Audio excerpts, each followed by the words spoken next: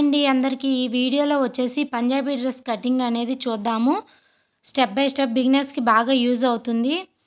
ముందుగా మెజర్‌మెంట్స్ అనేవి డిస్‌ప్లే పైన ఇచ్చాను చూడండి. ఇక్కడ వచ్చేసి నేను లైనింగ్ మీద కట్ చేస్తున్నానండి. మెయిన్ ఫ్యాబ్రిక్ మీద కాదు. అందుకే లైనింగ్‌నేమో 4 ఫోల్డింగ్ చేసుకోండి. ఫోల్డింగ్ అనేది నా వైపు, ఓపెన్స్ అనేది నాకు ఆపోజిట్‌లో ఉండాలి. పొడవు వచ్చేసి 36 అండి. మెయిన్ ఫ్యాబ్రిక్ పొడవు వచ్చేసి 38. లైనింగ్ కనుక ఒక 2 ఇంచెస్ అనేది తగ్గించుకొని 36కి మార్క్ చేసుకోండి. చెస్ట్ లూజ్ వచ్చేసి 8 ఇంచెస్కి మార్కింగ్ అనేది చేసుకోండి. నడుము లూజ్ వచ్చేసి 12.5. ఓకేనా. ఇప్పుడు హిప్ లూజ్ వచ్చేసి 19.5కి అయితే మార్కింగ్ చేసుకోండి. కస్టమర్ వచ్చేసి కొంచెం పైకి పెట్టమన్నారు, అందుకే 19.5కి మార్కింగ్ అనేది చేసుకొని ఇప్పుడు మనం మార్కింగ్ చేసుకున్న దగ్గర స్ట్రైట్గా స్కేల్తో అయితే లైన్స్ అనేవి గీయండి. వీడియోని అయితే ఎక్కడ స్కిప్ చేయొద్దు. చాలా నీట్గా చెప్పాను, ప్రతి ఒక్కరికి బాగా అర్థమవుతుంది వీడియో. ఇప్పుడు వచ్చేసి షోల్డర్ తీసుకుందాము. నేను ఇక్కడ వచ్చేసి షోల్డర్ 6.5 పెట్టుకుంటున్నాను.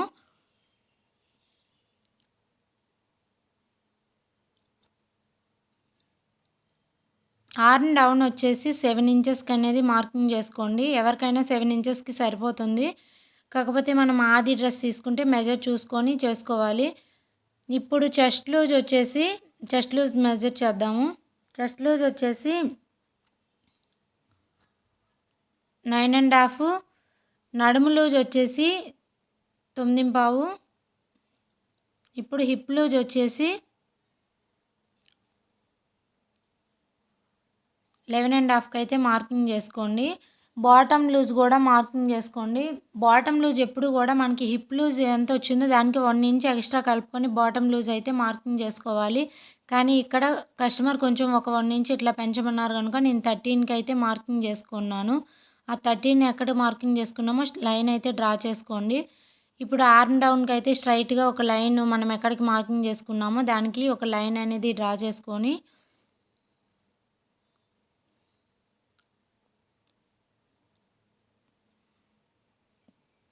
ఒక బాక్స్ లాగా లైన్ అనేది డ్రా చేసుకోండి.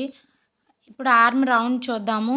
ఆర్మ్ రౌండ్ కోసం ముందుగా స్కేల్తో ఒక లైన్ డ్రా చేసుకొని టేప్ పెట్టుకొని 1.5కి అయితే ఆర్మ్ రౌండ్ అనేది మార్క్ చేసుకొని మనం చెస్ట్ లూజ్ ఎక్కడికి మార్కింగ్ చేసామో అక్కడి నుంచి కర్వ్ తీసుకుంటూ ఆ పైన షోల్డర్కి కలుపుకోవాలి. చూస్తున్నారు కదా, మీకు అర్థమవుతుందో. ఇప్పుడు వచ్చేసి మనం ఆర్మ్ రౌండ్ ఎంత వచ్చిందో అయితే మెజర్ చేసుకోవాలి. ఇక్కడైతే 8 ఇంచెస్ వచ్చిందండి. 8 ఇంచెస్ సరిపోద్ది నాకు. నెక్ వచ్చేసి 3 ఇంచెస్కి అయితే మార్క్ చేసుకోండి. షోల్డర్ వచ్చేసి 3.5కి. ఇప్పుడు ఫ్రంట్ నెక్ డీప్ చూద్దాము. ఫ్రంట్ నెక్ డీప్ వచ్చేసి 6.5కి ఖర్చుతో కలిపి ఒక 1/2 ఇంచ్ ఖర్చు, 6 ఇంచ్ అయితే పొడవు అక్కడికి మార్కింగ్ చేసుకొని ఇప్పుడు అక్కడ ఒక లైన్ డ్రా చేసుకొని విడ్త్ అనేది పైన మనం 3 తీసుకున్నాం కదా, ఇక్కడ కూడా నేను 3 తీసుకుంటున్నాను. స్క్వేర్ నెక్ కనుక 3 సరిపోతుంది. అదే రౌండ్ నెక్ కానీ ఇంకేదైనా ఒక 1/2 ఇంచ్ అనేది ఎక్స్ట్రా తీసుకోండి. పైన 3 తీసుకుంటే కింద అనేది 3.5 తీసుకోండి. ఇది స్క్వేర్ నెక్ కనుక 3 సరిపోతుంది. ఇట్లా బాక్స్ లాగా మనము స్క్వేర్ నెక్ అనేది డ్రా చేసుకోవాలి. ఇప్పుడు వచ్చేసి మనము మార్కింగ్ చేసుకున్న దగ్గరన స్కేల్తో పెట్టి లైన్స్ అనేవి డ్రా చేసుకోండి. పంజాబీ డ్రెస్ స్కేల్ కూడా బయట దొరుకుతుంది, బిగినర్స్ అయితే తీసుకోండి. నా దగ్గర అయితే ప్రస్తుతానికి ఆ స్కేల్ లేదు కనుక నార్మల్ స్కేల్తోనే డ్రా చేస్తున్నాను కర్వ్స్ అనేవి. ఎక్స్ట్రా అనేది 2 ఇంచెస్ అనేది మార్కింగ్ చేసుకోండి. వేస్ట్ లూజ్కి కూడా ఒక 2 ఇంచెస్ అనేది ఎక్స్ట్రా మార్కింగ్ చేసుకొని ఇప్పుడు హిప్ లూజ్కి వచ్చేసరికి ఓన్లీ 1 ఇంచ్కే మార్కింగ్ చేసుకోవాలి. 1 ఇంచ్కి ఎందుకు అంటే మనం కట్స్ ఇస్తాం కదా, కట్స్ అనేవి 1 ఇంచ్ అయితే సరిపోతుంది. అంతకుమించి ఎక్కువైనా సరే కట్స్ నీట్గా రావు కనుక 1 ఇంచ్ మార్కింగ్ చేసుకొని ఇప్పుడు ఎక్స్ట్రా ఖర్చుకు మార్కింగ్ చేసుకున్నది కూడా లైన్స్ గీసుకొని చివరి వరకు బాటమ్ ఖర్చు వరకు లైన్ అనేది డ్రా చేసుకోండి.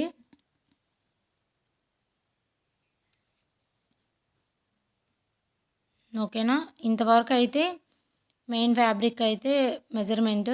ఇప్పుడు వచ్చేసి నీట్గా కట్ చేసుకోండి, హెచ్చు తగ్గులు లేకుండా.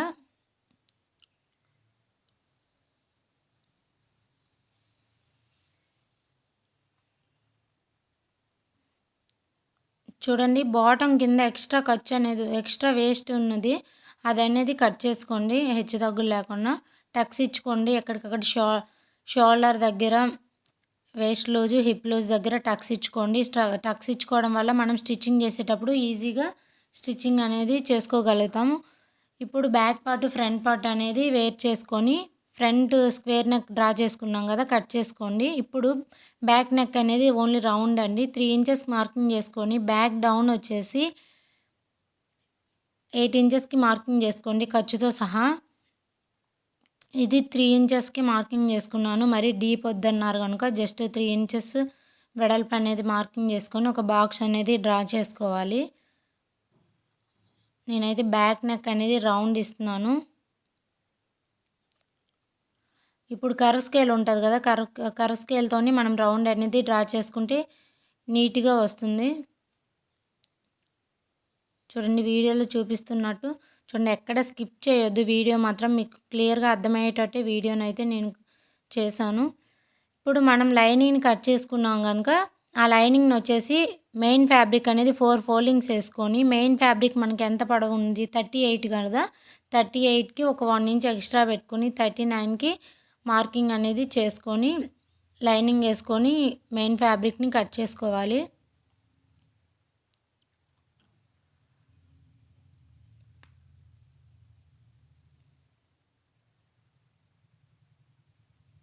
ఓకేనా, అది మెయిన్ ఫ్యాబ్రిక్ అయితే కటింగ్ అయిపోయింది చూసుకోండి.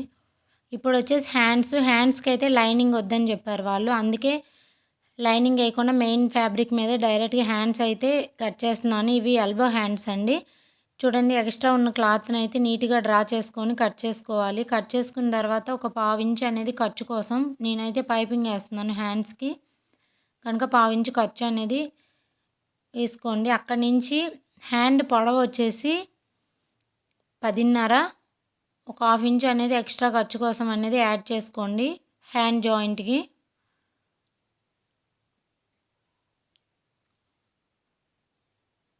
ఇప్పుడు వచ్చేసి హ్యాండ్ లూజ్ వచ్చేసి 5.5 ప్లస్ అనేది 2 ఇంచెస్ అనేది ఎక్స్ట్రా ఖర్చుగా అనేది యాడ్ చేసుకోవాలి. నేను ఎక్స్ట్రా ఖర్చు అనేది అక్కడ మీకు డిస్ప్లే పైన చూపించట్లేదు. ఆర్మ్ రౌండ్ వచ్చేసి 3 ఇంచెస్కి మార్క్ చేసుకోండి. ఎల్బో హ్యాండ్స్ కనుక 3 ఇంచెస్ సరిపోతుంది.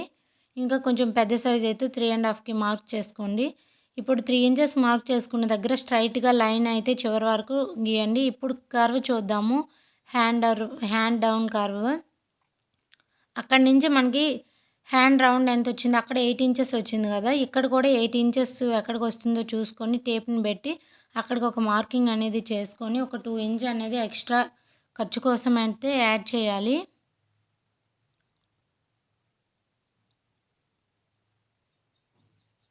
చూడండి 1 ఇంచ్ వరకు డ్రా చేసుకొని 1 ఇంచ్ నుంచి నెమ్మదిగా కర్వ్ అనేది తీసుకోవాలి. కర్వ్ తీసుకోవడం రాకపోతే చెప్పాను కదా, హ్యాండ్ కర్వ్ స్కేళ్ళు ఉంటాయి, అవి అయినా మనం వాడచ్చు. ఇంకోటి మర్చిపోయాను, హ్యాండ్ క్లాత్ అనేది 4 ఫోల్డింగ్స్ అయితే చేసుకోవాలండి, అది ముందే చెప్పాలి కాబట్టి మర్చిపోయాను. ఇప్పుడు వచ్చి స్ట్రైట్ లైన్స్ అయితే కింద వరకు డ్రా చేసుకోండి. ఎక్కడెక్కడ మనం ఇచ్చేసుకొని నీట్గా హ్యాండ్ అనేది మనం డ్రా చేసుకున్నాం కదా, ఆ మెజర్మెంట్స్ ప్రకారం కట్ చేసుకోండి. ఓకేనా,